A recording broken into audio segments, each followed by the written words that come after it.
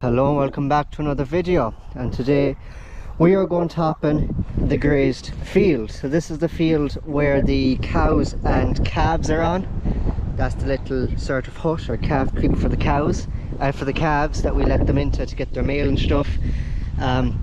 So this field isn't 100% fully grazed. They still have a couple of, they still have a small bit down that way towards the wood line there. But they're not in the field as of yet.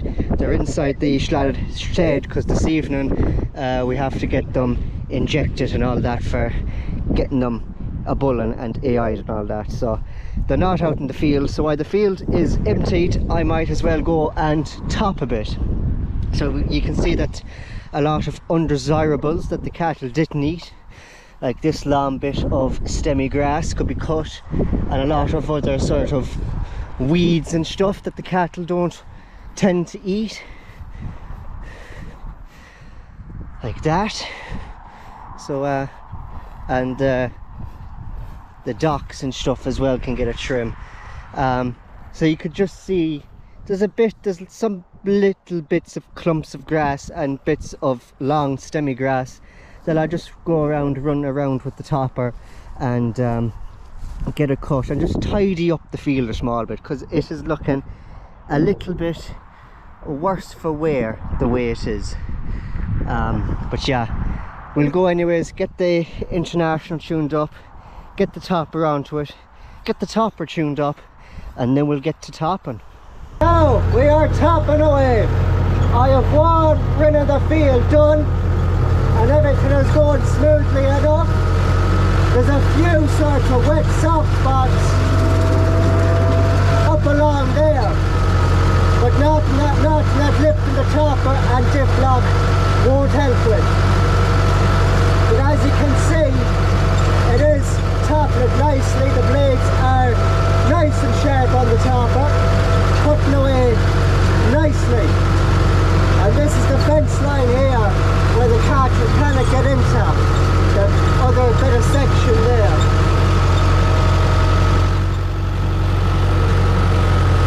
So what we might do is split that section again in half and move the tape over, and then they'll get half of that, or we let them into the whole lot.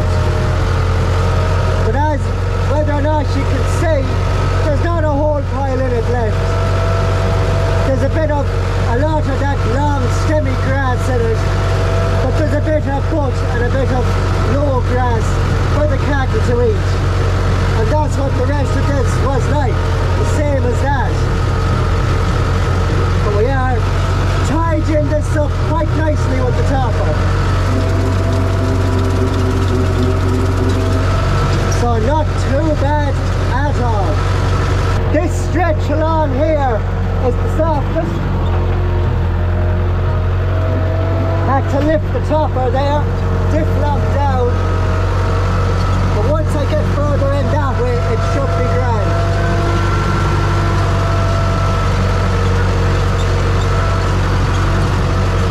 Yeah, bit sketchy here, not a fan, not a fan. Now it did, as I'm recording this video yesterday, Friday the 4th of July, it made an awful amount of rain. I mean, it rained all day and it was heavy, heavy rain. So yeah, I'm going to have to come in here when I'm finished topping with a spade to fill in some trenches. Happy, happy days. But as you can see, it's tidying the field up quite nicely compared to what it is looking now. I'm also in high first 1500 revs, so I could probably chance high second 1500 revs, but I want to give the topper a little bit more time to get through all the heavier stuff and any of the rushes that are in the field. And also, if I'm going too fast along those soft spots behind me there, the wheels will be spinning too fast and it'll be digging, and I'll be likely more chance of bogging and more likely to get stuck. look, rather than me being in high first, the wheels are going that little bit slower and I can react that little bit more better, rather than in a high gear going that little bit faster. But that's the way I see it anyways. I might knock it up a gear when I do a couple of rings around the field and I get past that soft spot. But other than that, we are tipping along quite nicely and happy out.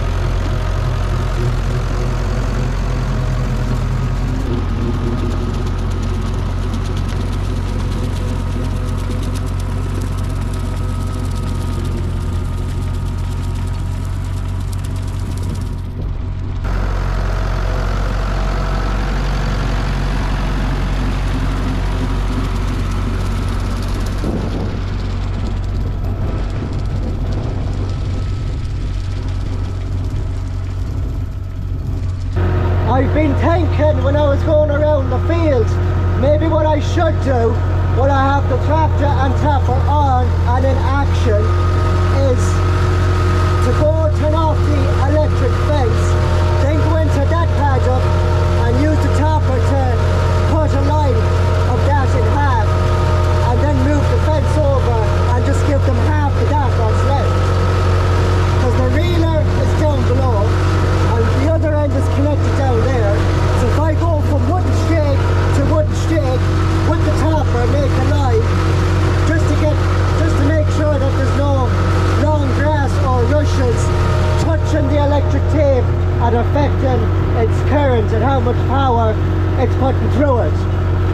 So once I have this field done, that's what I might do. And I can move the fence over, move that fence over, and when we put the cattle back into this field, they'll have a bit more grass, because I wouldn't say there's a lot worth talking about for them to eat when I have all this chopped.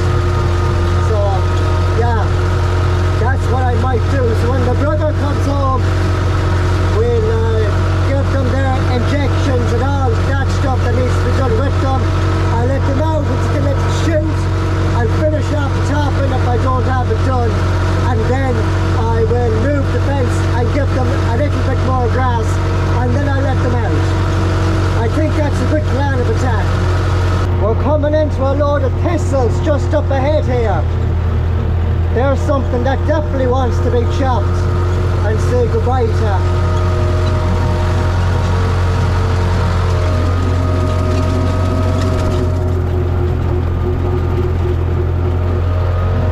Bye bye.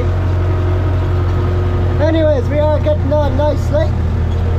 I'd say another good 20 to 30 minutes will see us through, which is not too bad going at all. Not too bad. All done and dusted. As you can see, nicely trimmed, nicely topped. So that should allow now the newer, younger, fresher grass to grow and thrive.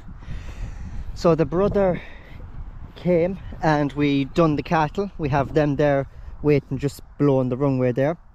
I want to move that fence below, give them another bit of it. I want to go and turn off the fence, drive the tractor over, top half of that, cut it in half, make a little line with the topper as a path for the electric tape, move that up a bit, and then I'll just have to open that gate, let them out, and they have a nicely about 90–80% of the field freshly topped, and they have then the rest of it in more fresher grass for them to graze, because I don't think there'll be enough here for them to graze. There might be pickings, but not a whole pile worth talking about, so I'll just move the fence and give them that little bit extra. So I'll go to the workshop, I'll turn off the power that's powering the fence, and I'll do that with the topper, and then we'll get the fencing equipment, which is in the Jeep, the Mitsubishi, and we'll see how the father has that rigged up. Okay, so I have it untied on that stake there, the timber stake that's halfway up the field, and I have it untied to the far side as well. So what I'll do is I'll line up the topper to maybe either that stake or that stake. I'll run the topper line all the way up there to the far end, where I have to probably drive a timber post at the far end. I can move the centre timber post in, and then I can tie up the whole line up again and give them another little bit of section there. So I just need to decide which post I'll go to. I'll go to this one. Yeah.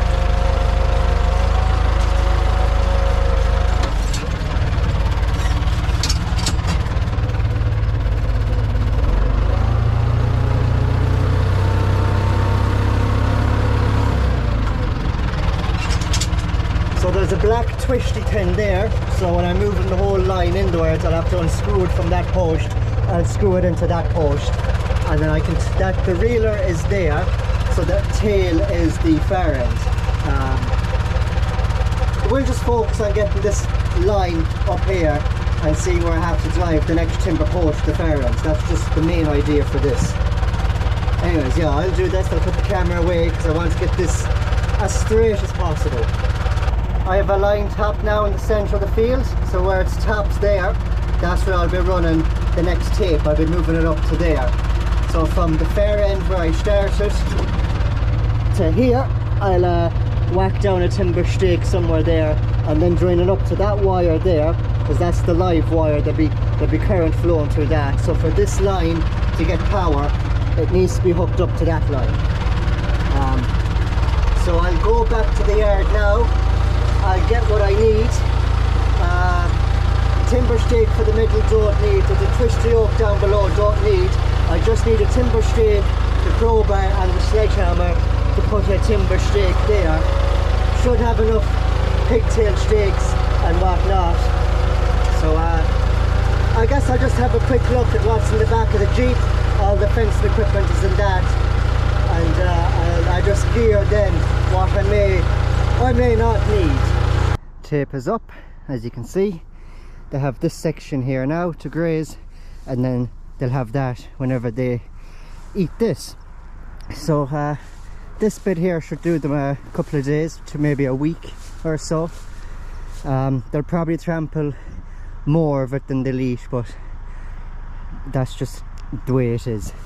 Now we could strip graze them and only give them a couple of foot and move the fence maybe once or twice a day, but then it'd just be prolonged, it'd be stretching it out, and there's just a lot of grass here to be ate, and it'll just grow beyond grazing if we just prolong and keep strip grazing it now and then.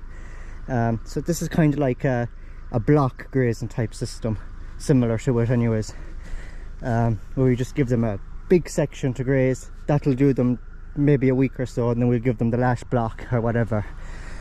But yeah, let's go back up to the workshop, turn the power back on, and then we'll give this fence a quick test just to make sure there is power going through it and that there's no faults anywhere. But other than that, they should be happy, and if there is no faults and everything is a-okay, we'll release them from there. They're waiting patiently down below there, so yeah, we'll get to it. Okay, so the fence is on. We'll test it. Hopefully there's, well, it turned on, that means there's something in it. 4.8, that's 4,800 volts. So now I'll check at the far side of the middle timber stake. That's, you know, there's a timber stake in the middle of it, so I'll test at the far side of that just to make sure that it's flowing down that way as well.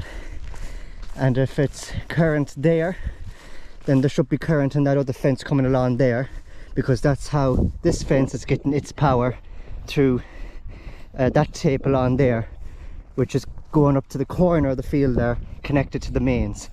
And then this fence then is tied to that other fence, if you know what I mean. But we'll test it somewhere here.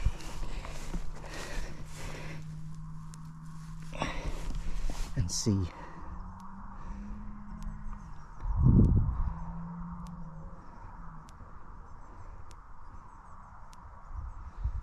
Jumping around a bit there, but there's at least 5,000 volts in it, so that is perfect. They shouldn't go near that.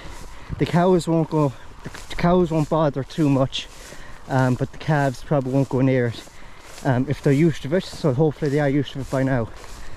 Anyways, the last thing to do is to finally let out the 5 cows and the 5 calves that are waiting ever so patiently for me to just open the gate and let them back out into the field. They're waiting patiently. I'm coming, I'm here. I need to get the spade one of the days and just sort them out, if the cows don't beat me to it. Oh, it's Wellington area, this. Need to put the camera down somewhere.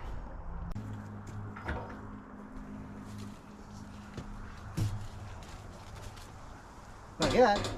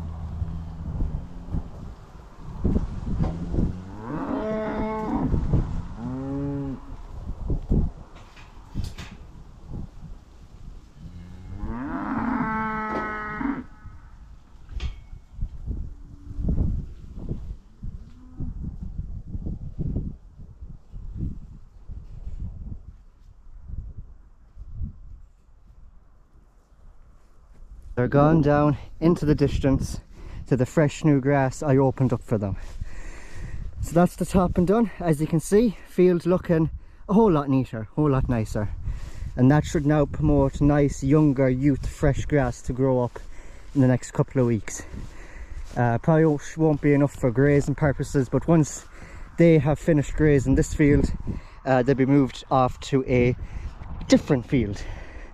But yeah, a lot more fields that need to be topped.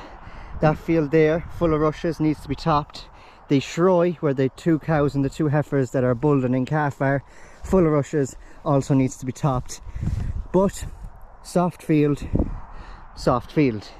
And yesterday, as I'm recording this video, we got a sight of rain. I think I mentioned that already. So we might need to leave them two fields a couple of days, and they'd want to be fairly good days with little to no rain. But yeah, cows are happy out, field is topped. That is the day's work over.